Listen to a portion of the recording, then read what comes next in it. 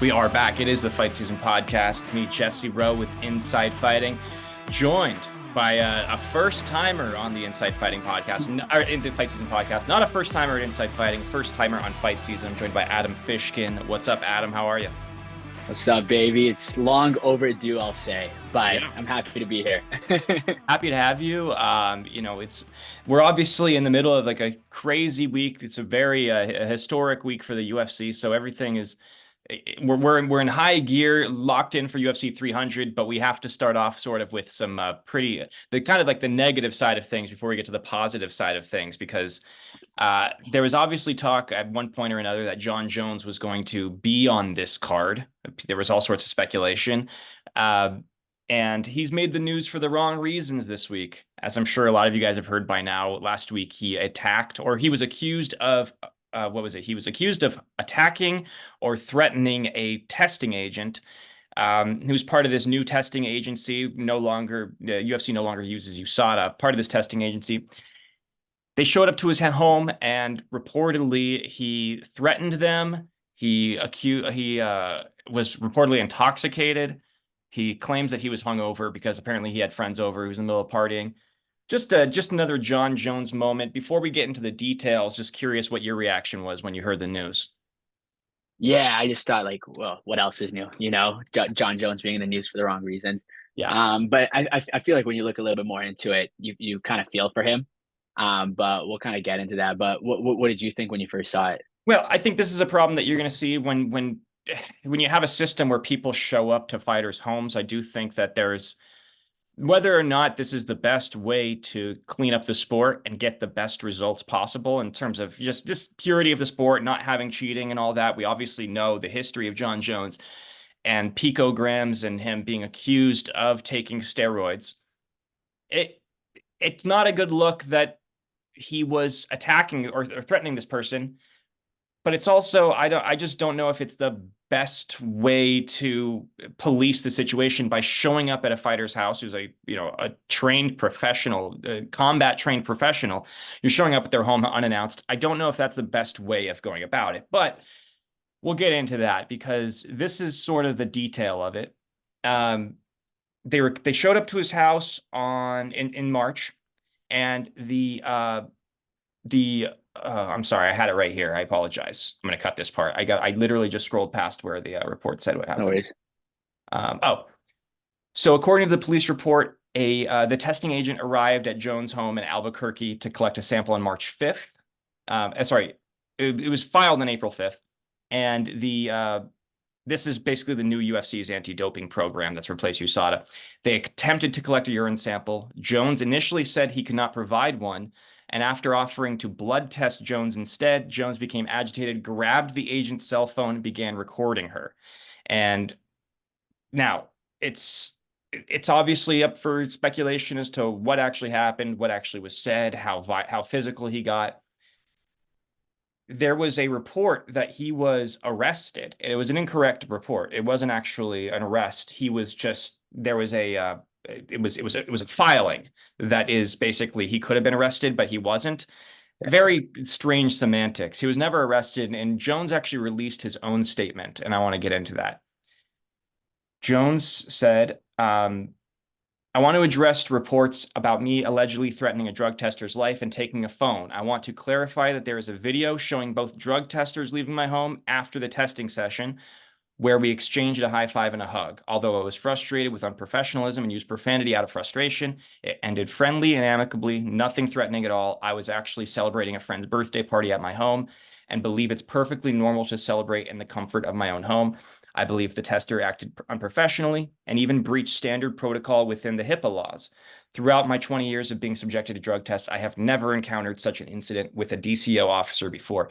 Jones included a video of him and the drug testers walking out of his home where they were kind of chummy with each other. Now, that's obviously probably these drug testers might have just wanted to get the hell out of there.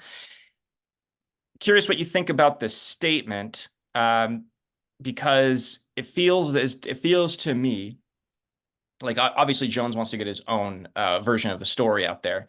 Feels to me like they were leaving acting friendly with him because they wanted to get out of there and sort of they were a little bit fearful. I don't think they would be filing a police report knowing that that video might be out there. Yeah. Yeah, I thought it was a little weird. I saw the video and they did like high five on the way out, but I think you're right. They were probably just trying to get out of there.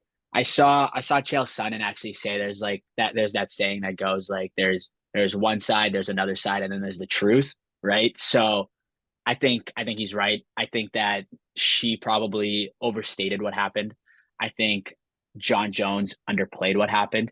But at the end of the day, I don't think that there was anything he likely did wrong. I'm almost 100% certain that he probably overstepped it with his language.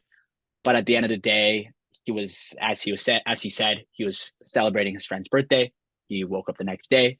There's a very good chance he was still intoxicated or at least smelled of alcohol, like the police officer said.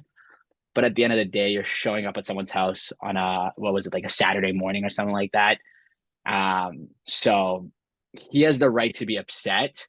I don't know if he actually grabbed her phone. I feel like that's probably overstated. That would probably be crossing the line. But in my eyes, he can really say whatever he wants, even if he might have overstepped it to some point.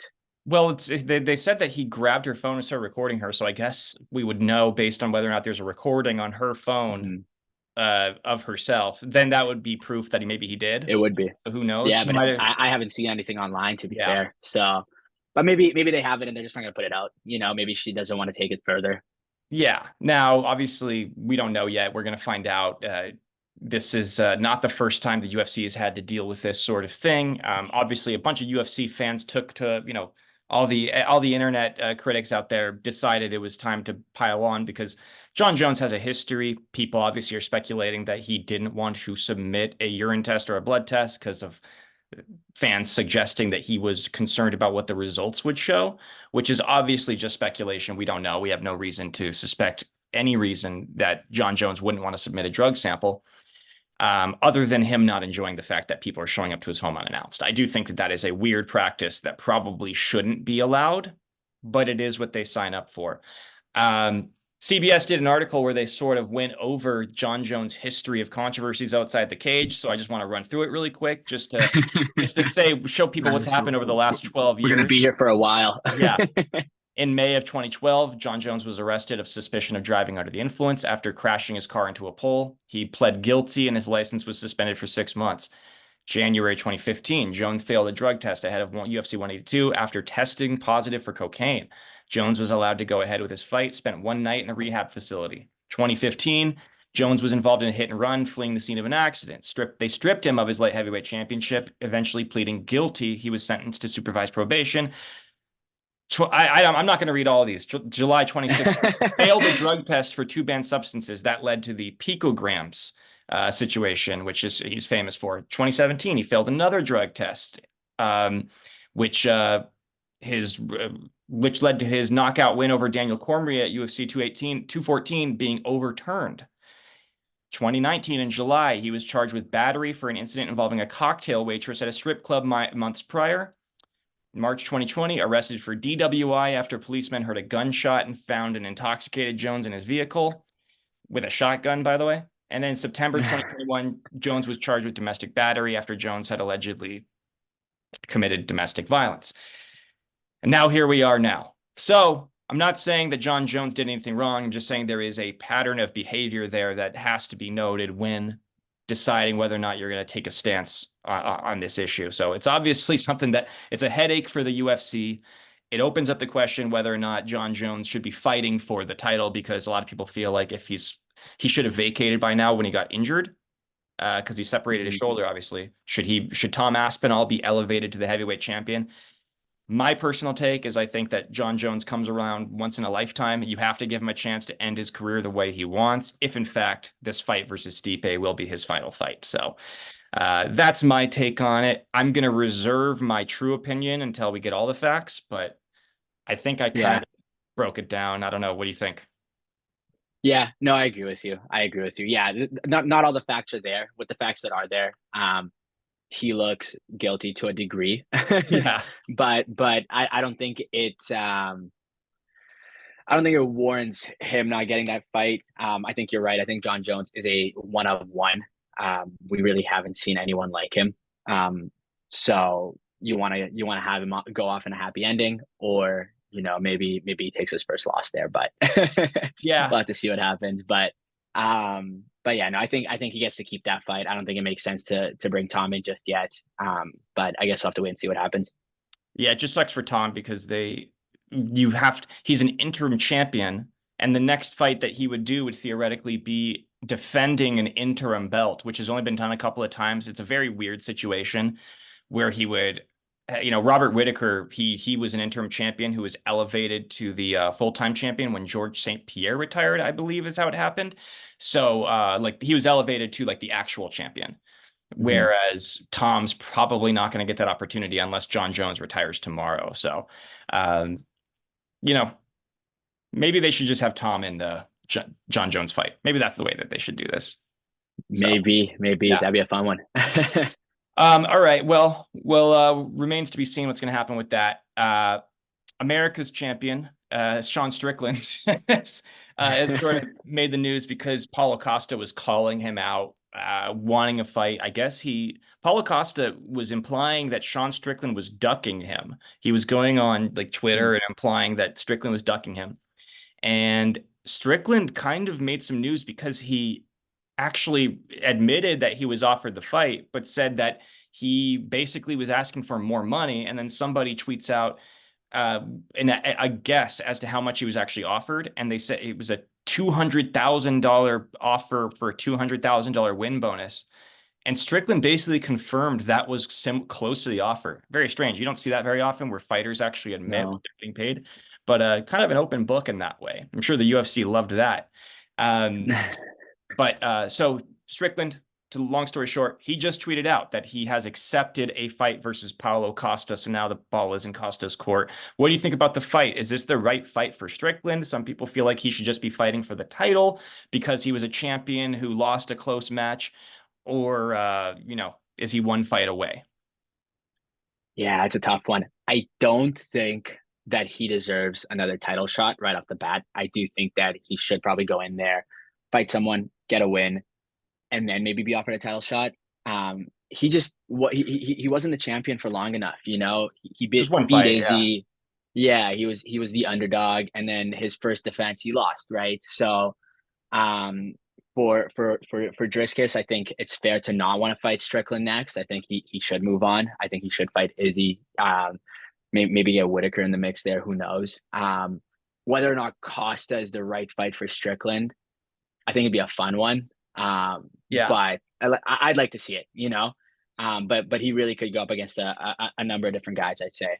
Well, it's weird because Costa wouldn't get a title shot from beating Strickland, but Strickland would from beating Costa, oddly enough, because Costa's coming off of a loss.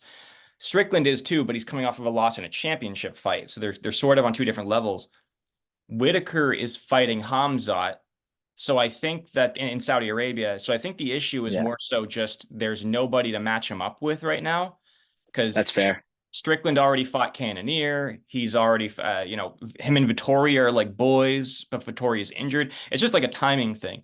Um, I think it's just a great fight from like a marketability standpoint. But if I'm being honest, I think like, yeah, I agree. I think Strickland probably needs to win one more fight. But I do think that we're entering, and I've said this before, I think we're entering an era where like Sean Strickland is such a star that like he could headline some pay-per-views without it being a title fight. Like he's such a draw now that people are gravitating towards him in a way, not like Conor McGregor level, but it's probably at the top shelf of what the UFC has to offer right now. So his star power is there, and I think that a fight against Costa would sell regardless. So I'm entertained by it, but I don't think it's like a title eliminator type of fight. I don't know. I just don't see it that way. No, I'd agree. But then to play devil's advocate, let's say Costa wins. I don't know who he fights next either. Yeah.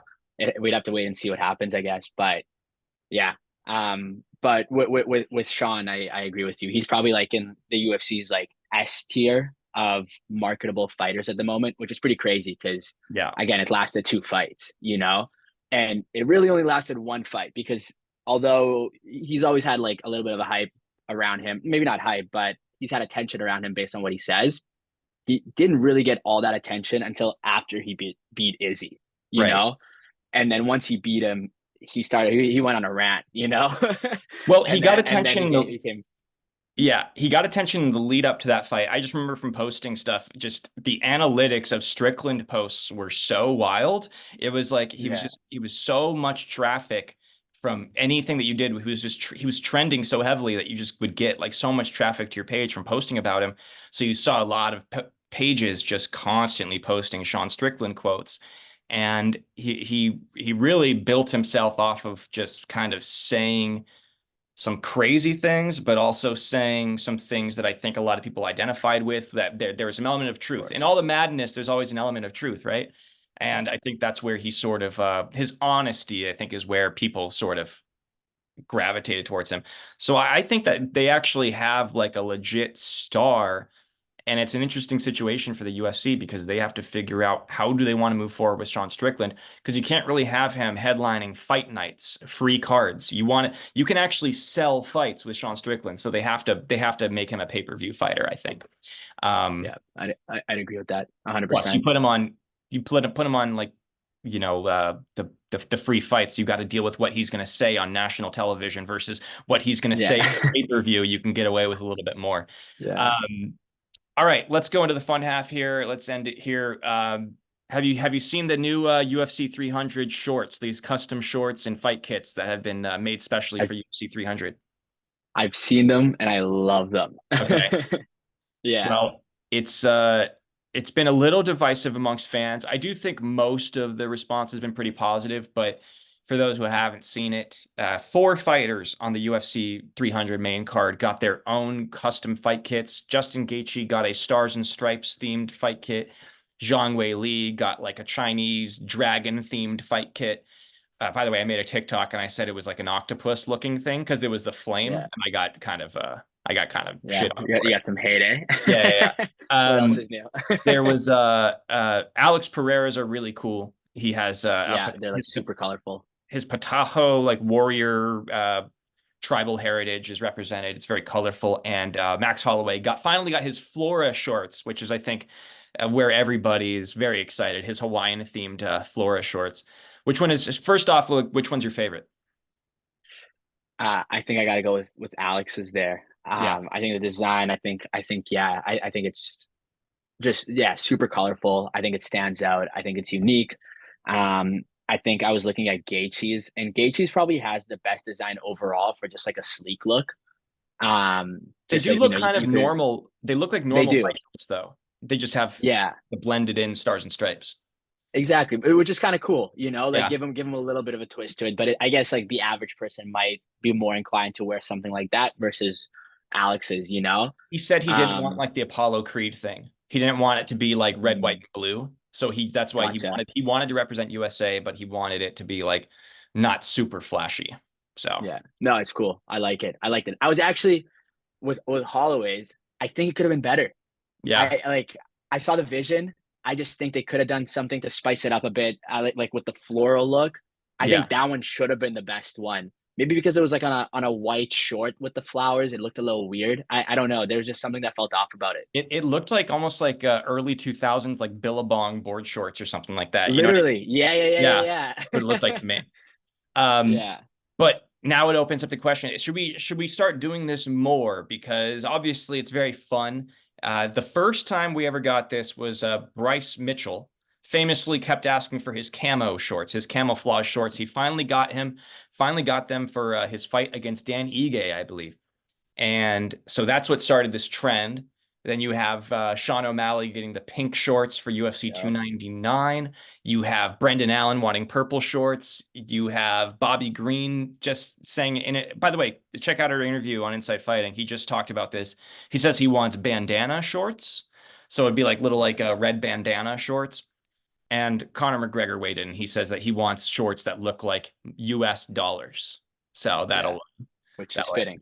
So should the UFC do this more? Do you think this is something that they should do, or should they only keep it specifically for special events, special occasions?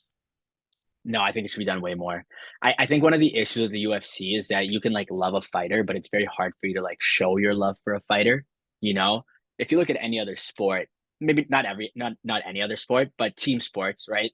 You have jerseys. You can rep a jersey. You can rep a player, and that's how you show your love and support for the team. Um, Obviously, these fighting shorts, unless you're training yourself, you're never gonna wear them. But you can build off of these fighter shorts. You can design just regular shorts out of them. People would wear those. You can design hoodies, whatever you want. But I think it's super cool to be able to show your support for a fighter and to kind of build that connection with the fighter through some sort of merchandise that's unique to them. And I think it's going to help the UFC take it to the next level, to marketability wise.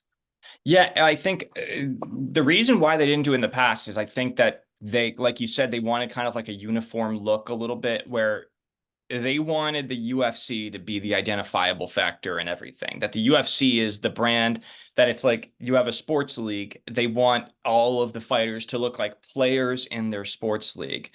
And I just think fighting is so different because you're not on a team. I mean, I guess you have your fight team behind you, but you're like, when you yourself are out there, the individual, you are the team. So it's like, it's almost to me, it's like you have your uniform, you have your team's uniform out there. And that's why I think that it's a good idea. But they didn't like doing this for like, they didn't allow flags for a while. They've allowed the flags to represent your country. For a long time, they did things that were like, they just wanted to keep things where the UFC was at the forefront. I think that they've gotten to a point where they're so big that they're not concerned about the fighter outshining the company anymore. Because I think that was one of the aftermath, the after effects of the McGregor era was like McGregor became bigger than the league itself. I think we're kind of the UFC has achieved that like high level status where they don't, they're bigger than any fighter that they have.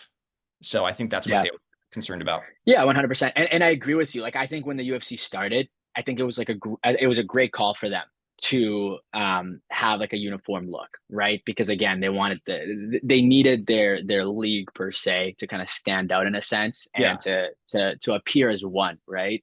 But it's like in the NBA, having everyone just like wear black jerseys, no matter what team you are, just so you can represent the NBA. It doesn't make sense. They've gone to a point where they're so big that for them to take that next level, they need to do something different. And I think this is what it is.